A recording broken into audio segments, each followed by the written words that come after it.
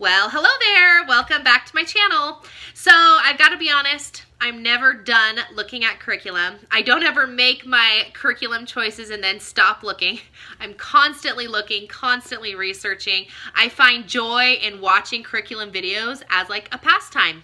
So consequently, my curriculum choices for the coming year have grown. So I made a video a couple whenevers ago about my first graders curriculum choices, and this is an addendum to that, if you will. These are additional things that I'm going to be putting in for our coming school year. So let's go ahead and get started, and I'll show you some of the stuff I've got.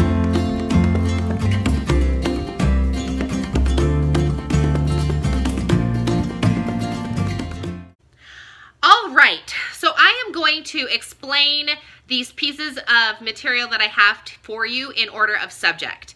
I'll talk about what I'm adding for our English language arts, and then I've selected a history or social studies curriculum that I'm very excited about, so I want to tell you guys about that as well. And then I have one thing that I'm going to add in for our math. So it may, as I'm showing you some of these things, if you've watched my last video, you might be thinking, Kaylin, you kind of got a lot of stuff and there's not that many hours in the day. You're probably right. I have never taught first grade before. I get kind of overly excited about curriculum when I look at it. So I just get it if I like it. And then as the school year goes, some of the stuff I'll drop off or pick up, or who knows. You'll have to watch our what do I title it? Our Homeschool Life, the series when we start our homeschool journey, so you can see kind of what works and what doesn't and how I make it work. Because quite honestly, that's what curriculum is. Am I right, ladies? Like, you just get it and then you make it work. So we'll see how it works. All right, without further ado, English language arts, like I mentioned in my last video, I have a core curriculum that I'm using, a boxed set. I've purchased it from a curriculum company. With that, I am adding in a couple of things. So for reading comprehension, I have picked up, it's a full bundle that I've purchased off of Teachers Pay Teachers, and the ladies who sell it are called First Grade Buddies and Company is the name of the site. And this is a reading comprehension package. They've got, or bundle, I guess they call it. And they have, I'm not going to get the number right, but let's say 20 some odd. There's 32 weeks in the school year, so maybe they have 32. No, it doesn't fill my whole school year. So they have about 20 some odd stories, and they look like this. So I've printed the actual story on a colored page, and then they have multiple activities for reading comprehension. It's more like story understanding and that sort of thing. So our first one here is the zoo trip, and then they've got lots of like graphic organizers that go along with each story. There's probably like 5 graphic organizers, maybe even 6 per story that you can choose from. So we have school 4 days a week, and I'm gonna have my son do this 3 times over the course of our 4-day school week. So he will read the story and then answer the question, and then he will do 2 literary graphic organizers that correlate with the story for the week. I think that that'll kind of just help with understanding story structure and character and plot and all that kind of good stuff with an easy, fun, quick read story. So that's the plan to do, and I'm calling it like reading comprehension or like a reading subject. As far as phonics go, I went with Explode the Code, which I didn't ever know that I was going to get into Explode the Code, but I was really lucky and super blessed that I got to go to a homeschool conference this year, which I never thought that I would be able to do, but my sweet husband supported me and watched the kids and let me go. So I went through the curriculum hall and really thumbed through tons of stuff, and the Explode the Code, along with all of the other YouTube videos that I watched, was really caught my eye, and I decided to go with it. So if you haven't seen Explode the Code before, they have before Explode the Code, I think, A, B, and C, which is great for younger, like early preschool, kindergarten, excuse me, late preschool, K4, kindergarten years, and then they have 1, 1.5, 2, 2.5, yada yada. So I really like thumbed through all of them, and I've decided to start with level 2 for my first grader. If you've done Explode the Code and you're rolling your eyes saying, girl, you don't know what you got yourself into, then that may be true. But this is what I've chosen for my family, for my boy, and we'll see how it goes. If you've never seen Explode the Code, I'll just kind of briefly tell you how it's set up. So each lesson has about 8 to 10 words. 2, 4, 6, 7. This one has 7 words that they use a particular phonics rule throughout the lesson. And there's about 5 pages of them reiterating this rule throughout the lesson. And then the last page of the lesson, the student writes the words out. So there's a little bit of spelling involved, a lot of phonics, word recognition, letter recognition, that sort of thing that goes throughout the lesson material. It is not colored at all. There are very few pictures, which is abnormal to my criteria. I usually go for very colorful, very fun pages, but this, I'm actually really excited, and you know, I learned an interesting tip, which I'll share with you here. I learned from, I can't even remember what her name was, but anyway, she was far more experienced in homeschooling than I was, and she said, you can't ever teach the basics too much. Don't feel the need to rush on and do the next step. And that really reiterated or like resonated with me, because public school is very much, we've got to go on, we've got to move on, we've got the next subject that we have to cover, and there's not enough time to really teach the basics over and over and over again. And I just realized, like, I'm not in a rush. What's the rush? So we're gonna be really trying to reiterate and teach those phonic basics, even though the teacher part of me feels like, oh, he's got it enough, he'll figure it out as we go along.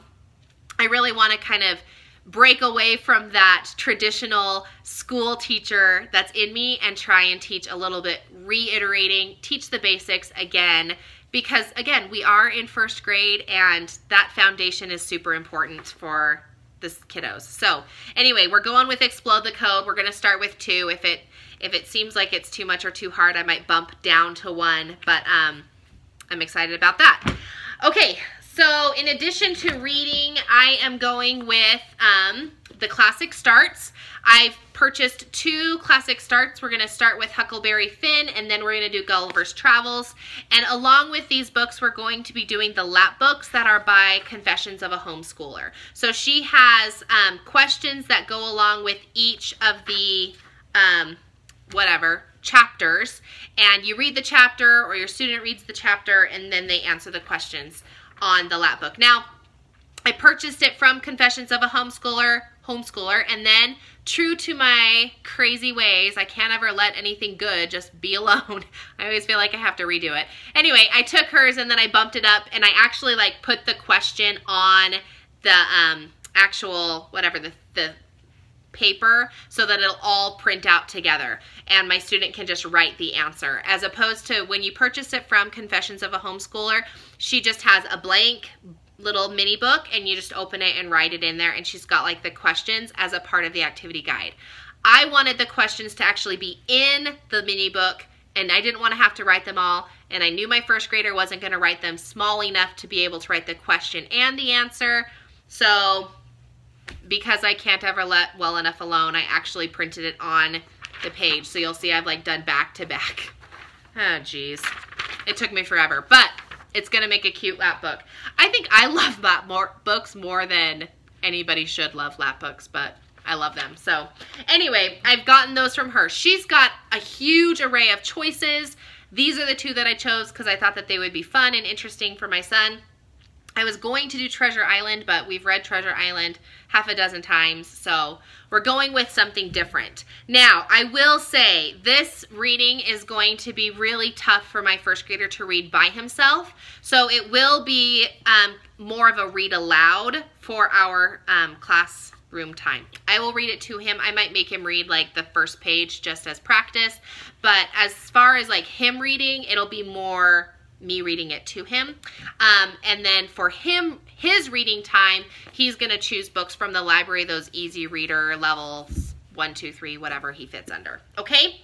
So that is that. Those are all my additions for English language arts. He's going to be doing those mostly independently with the exception of the reading time. Another thing that I grabbed for our math to kind of add to math are the math drills. This is from Carson DeLosa, and these do math drills based on number family. So first they do a bunch of one family, then they do a bunch from the two family, and on and on. Some of them are just straight math drills like you'll see on this page.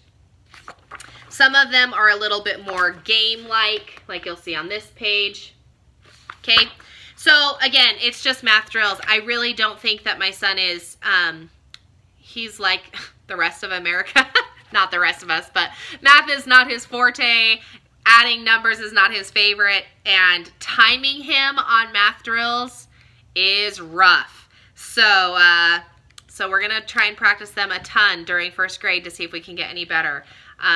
Get those math drills down. I don't think I ever learned my math drills, so I should be doing those pages too. I mean, I can do the 1s and the 2s, but pretty much from 3 on, it's kind of a joke, so I should be doing them with them. Anyway, one of the benefits or one of the reasons why I really love homeschooling is I get to learn these fun things with them. All right, my last subject is history. Now, in my video before, I said I've been mulling over a lot of history curriculum and I haven't chosen one yet, and that was true. I looked at so many different publishing companies and ways to teach history, and what I ended up going with was with BJU Press, and I'll tell you why. My background, as you know, is teaching history. I was a public high school teacher and I taught history. So for me, first of all, I love history, so I wanted to do it in a manner that I knew how to teach and I wanted to teach and I loved teaching. And so anyway, BJU Press kind of did that for me. Now they have distance learning videos and I didn't go with that. What I went with was their heritage studies, and I got a teacher's guide, and I got the student book. If you want to look really deep into these curriculum and see the pages and how they are planned out, you can go to bjupress.com and see their previews. And then I also did a video because sometimes those previews just don't give you enough, which I don't think that they gave me enough. I had to actually go to the curriculum fair and flip through the pages. So anyway, I purchased these two curriculum and I got them used, so I would recommend searching that because you can get them cheaper that way if you're looking into doing something. But the reason that I really loved BJU Press was because of the way they laid out the history. I wanted to teach something more than civics. I didn't want to just teach like citizenship and, you know, clean up the litter and yada, yada, yada, that kind of stuff. I really wanted to get into like some good history. And this had a great mix of both. So anyway, so that's why I chose it. Let me just tell you quickly, you kind of go through a little bit of civics. It talks about your family, your community, your state, but then it talks about your country, and then it goes into like actual history. You have a chapter on Native Americans, a chapter on Christopher Columbus, a chapter on Jamestown, and then a chapter on Plymouth. So anyway, it was a great little thing. Because I can't leave well enough alone, I went through and I actually made an entire curriculum based out of this book. And so I've got lesson plans, I've got manipulatives that I'm going to print off and we're going to use of like different pictures and matching games and that sort of thing. I have a whole workbook that I've made to kind of go along with it. So I won't just be teaching directly from the book because again, my background is history teaching, and you know, at the beginning of a school year when you're teaching in public school, they basically just hand you a book like this and say, okay, here's the teacher's guide, and all of the students are going to have their own book, so figure out how to teach it. So this is set up exactly like those books that I spent hours and hours poring over in my young teaching years. So it was really natural for me to be able to do it. Now, I will say, let me say for those of you who do not have a teaching background and are interested in looking into something like this, the heritage studies, they have laid it out so great that you don't have to have a history teaching background to be able to teach from this book. Yes, they have the videos, and you can go the video route. Financially, for me, that wasn't an option right now. And history is my thing, so I just really would want to teach it. I didn't want to skip that. But they do have, you know, the blue is the question you ask the student, and the pink is the answer. So they've got it all laid out, exactly everything that you can ask your student, how you can set up the lesson, how you can add things to the lesson. They have a few crafts that are integrated within each of the lessons. Anyway, so it's exactly what I was looking for, and I really liked it.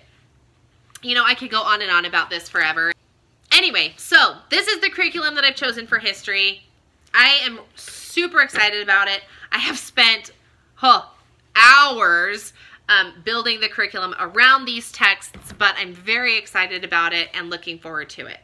So those are the things that I've added. Now, how I'm going to actually plan out our day and how our day is going to flow, that has been a huge overtaking and a huge project as well. So you'll have to check out that video and see how I'm actually going to lay out our school day and make that work, because if you remember, I also have preschool students that come 3 times a week. So I don't want to, you know, put too many wrenches in our bucket here, but we've got to figure out how to make it all flow. Anyway, that's the stuff that I've added. Thanks so much for watching. Make sure you leave a comment down in the comments section below if you have a question on any of the stuff that I have mentioned here. I'll just briefly say this is not a sponsored video. I have purchased all of this curriculum by my own free will and choice with my own money for our own personal use. So that being said, this is what I think is best for my family, and I'm really excited to use it. So if you would like to subscribe to this channel, I would let you know that I'm going to be doing a series as we start first grade here in the next couple of days. And I'll be posting periodically, multiple times throughout the school year. I try to do it every other week of how our curriculum is working for us, how the school year is working for us, things I'm adding in, whether it's a craft or a project or a field trip, or things I'm taking out because there's no time or disinterest or yada, yada, yada. So it's really good if you're trying to like build your own first grade year or whatever, you know, age group, level year, we say in homeschool. It's helpful because then you can see the curriculum in action. It's great to talk about it at the beginning of the school year. It's nice to talk about it at the end, but I find it super helpful if we can actually talk about it throughout the school year. It's like you get to see it in action, which is helpful. So subscribe to my channel if you want to watch those videos. Anyway, we'll talk to you later, guys. Have a good one.